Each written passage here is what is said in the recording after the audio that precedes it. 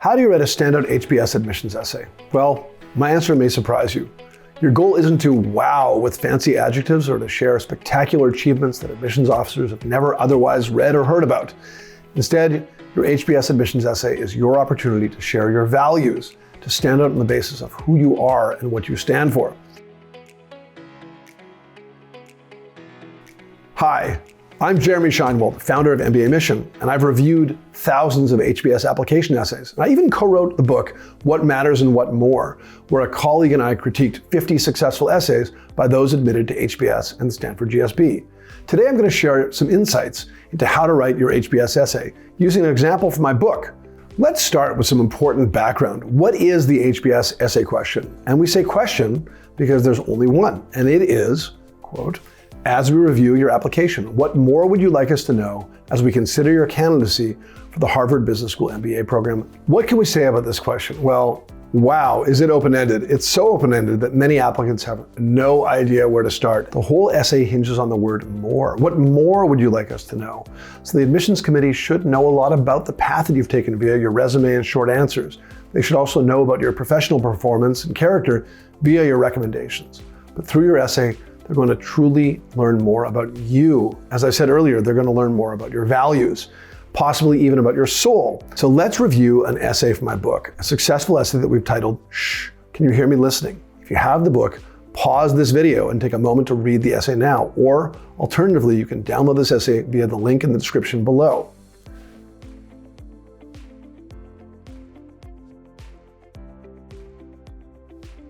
Okay. What did you notice about this essay? I'd like to highlight a few key macro takeaways before getting into the text. One, it goes without saying that this isn't an essay about the vocal leadership that many expect from an HBS MBA. It's the opposite. It's an essay about the often undervalued skill of listening and how it's reflective of Paul's empathy. And those are the values that Paul highlights throughout the essay. Listening, empathy, better listening, more empathy. Paul doesn't hew to some perceived notion of who he should be for HBS. Rather, he discusses who he actually is.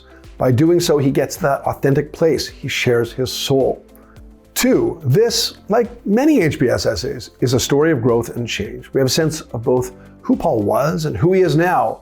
And while he's not a radically different person, his growth and ability to wield that empathy reveal themselves as a very powerful trait and become compelling for the reader. Three, there's close to no mention of work in this essay. In an 11-paragraph essay, work comes up in the 9th and 10th paragraphs. And even then, his workplace is merely a setting. There's no mention of a big product launch or a huge win for the team. Paul just shares how he used his skills of listening and empathy to break interpersonal logjams at work, as he also does in his community and personal life. This is not to say that one can't write about work accomplishments. Our point is just that you shouldn't feel compelled to do so, and definitely shouldn't try to make your essay a work biography. Four, finally, he doesn't mention his career goals or why HBS, and if you reread the essay, you'd probably realize that it would be very odd for him to veer into them at the end. His goals don't have much to do with listening and empathy, though these skills will serve him quite well. So HBS doesn't ask you to write about goals and why HBS. Don't feel compelled to share them, especially if they are a force fit. Okay, so let's dig in on how Paul gets to that authentic place. He does so by writing with honesty and simplicity. In this case, it's almost an equation. Honesty and simplicity equal authenticity. Let's read from the essay. The 10-hour surgery, though harrowing, was a stunning success. Assuming my work was done, I flew home to San Francisco with an enormous burden lifted. In the subsequent months, though, my mother would call me almost every day crying. Sometimes she was upset that my father, struggling with his recuperation, wasn't appreciative, or worse, was harsh with her. Other times she was stressed by the body and mind-numbing labor that goes into post-surgical care. I listened and would tell her that everything was going to be all right, but no amount of reassurance seemed to make her feel better. In this short paragraph, we learn that Paul and his family have experienced a medical miracle. But Paul isn't just giving us the Hollywood ending. He talks about the emotional struggle of the recuperation and the helplessness that he experiences during this time. Because of his straightforward language and his honesty in terms of the ups and downs, we can trust him as a narrator. In short, he reveals his authentic persona, and the admissions officer reading this will know that he or she is getting a real person.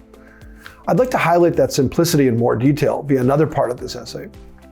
It's really wonderful how direct and simple the language is. One evening, I stumbled upon an opportunity to volunteer at Helping Hands, a suicide prevention hotline that focuses on providing emotional support. I knew that helping strangers would be rewarding in itself, but also thought the program could expand my own perspective and help me guide my family through this emotional crisis. So I signed up on the spot. Our applicant didn't need to write. I stumbled upon a compelling opportunity and urgently lunged for the phone. It was now my dream to volunteer with Helping Hands. In short, creating faux drama wouldn't fool anyone. Your story either has a compelling angle or it doesn't. And this one does, so the language does the work for him. Of course, authenticity on its own won't do. As I noted before, we have a compelling story because we experience Paul's growth. Let's take a look at this section where Paul discusses the impact of a challenge he faced, one where he had to listen thoughtfully to a deeply troubled person as part of his volunteer experience with that suicide prevention hotline. Clearly, he is tested when he has to empathetically listen to someone who he otherwise would never have engaged with, and this becomes a unique catalyst. He reflects, "Working with Helping Hands also taught me the importance of knowing my own emotional limits, so I learned to practice self-care as a means to engage others. I started journaling regularly and became far more open to being vulnerable. Having inherited a stoicism from my father, I had to take an honest, critical look at myself in order to manifest this shift. When I allowed myself to truly unmask my feelings, I started to find real strength and resilience within." So, as you write, remind yourself that you're not just sharing your journey or a theme. That's an oversimplification. Almost everyone at some level is going to be sharing how they've grown, developed, become the person they are today, just as Paul did. In the end, we have an essay that's straightforward yet fiercely original, not because our writer has climbed Everest or cured cancer, but because he is engaged in life with a tremendous self-awareness, faced deeply personal challenges, and grown by helping others. There's no recipe for how someone should write their essay. We have a few key ingredients in Paul's essay. Thanks so much for watching our discussion of how to write an HBS essay. Of course, your story will be your own, and it will be distinct. For even more HBS essay examples, be sure to download our book, What Matters and What More, 50 Successful Essays from the Stanford GSB and HBS, linked in the description below.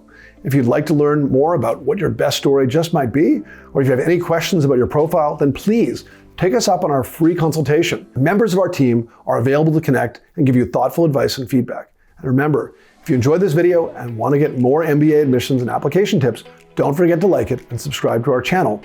Thanks so much for watching, and good luck with your HBS applications.